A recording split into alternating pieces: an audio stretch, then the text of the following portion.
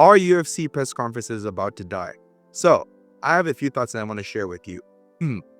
First things first, we all know about the $7.7 billion deal that the UFC signed with Paramount Plus. There will be pay-per-views technically, but they won't be charged the way they were charged previously. So the numbered events are still going to continue with the UFC. So there'll still be UFC 350, whatever, UFC 400, whatever numbers are going to be continuing under Paramount. But the pay-per-view model of charging consumers or fans $70 a month, $60 a month to buy the pay-per-view is going away, which is a huge plus for us and all the other UFC fans around the world. So, going back to press conferences, why do I think that press conferences are basically dead?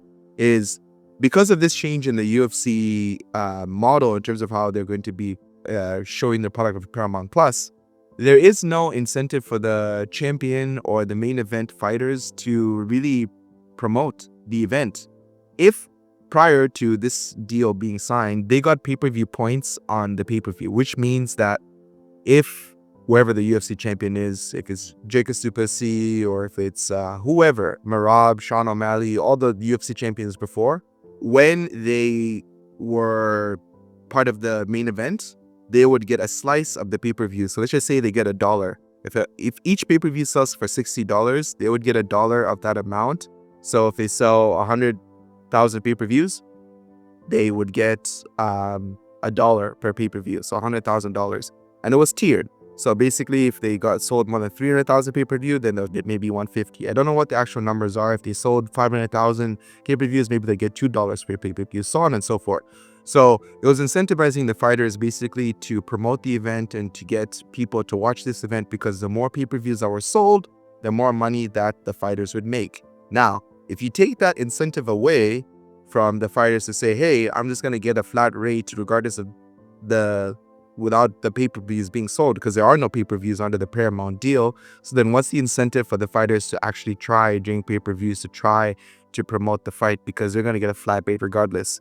Usually when it comes to championship fighters or fighters that have been in the UFC for a long time, the show and win model doesn't apply to them anymore. They usually just get a flat rate saying, hey, you're going to get 300,000, you're going to get $500,000 for this fight, and that's it. They just show up, they fight, and they get their check. Obviously, performance bonuses, if they win, is a different story, and the Venom kit and all that other stuff is different. I'm just talking about their salary with the UFC for them to show up and fight. So, yeah, does the Paramount deal take away all those incentives for the fighters to promote the fight? I say yes. But I'm curious what you have to think about that whole situation. But that's just the first thing. The second thing I want to talk about is the shitty questions that you hear in every press conference. Like, how many times are we going to have fighters go on stage? And another thing, side note, is there's always too many fighters on the stage. Like, they put 8 fighters there, so 4 fights, sometimes 10 fighters, which is rare. But you have 8 fighters there for representing 4 fights. And usually most of the questions go to the main event fighters, you know. Okay, so can you please tell us, how was your training camp? Oh, my training camp was great. Oh, so how do you see the fight going? I see the fight going, I'm going to finish him in the first or second round.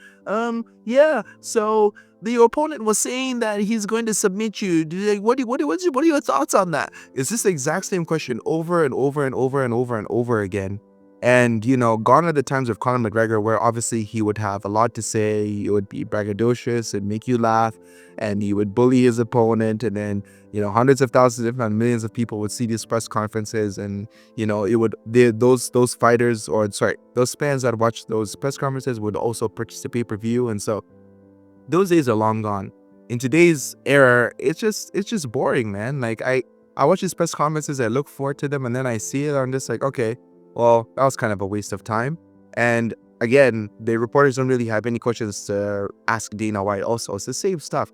Hey, Dana, who's the winner of this fight gonna face next? And Dana would be like, we'll see what happens. You know, I don't make any predictions the night of the fight, but yeah, we'll see how it happens. Hey, Dana, how do you think this fight's gonna go? Yeah, you got two badass fighters, and they're gonna slug it out, and yeah, may the best man win. And so on and so forth. It's the exact same questions over and over and over again.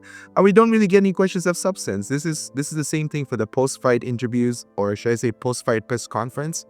Yeah, it's more just blah, blah, blah, blah, blah, blah, blah. And journalists like, you know, Ariel Helwani, Luke Thomas, and, you know, others that used to have actual legit questions to ask these fighters that were quite interesting and introspective, they don't, attend these press conferences anymore. So I don't know. What do you think, guys? Do you think I'm just making up this nonsense to say that press conferences are dead and that you're like, no, they're not. Like, they're more exciting than they've ever been? Or am I just a Connor lover and I miss those days and with McGregor, making the press conferences as hype as possible? So let me know what you think in the comment section below. This is Asher, and I'll see you in the next video. Thanks. Bye.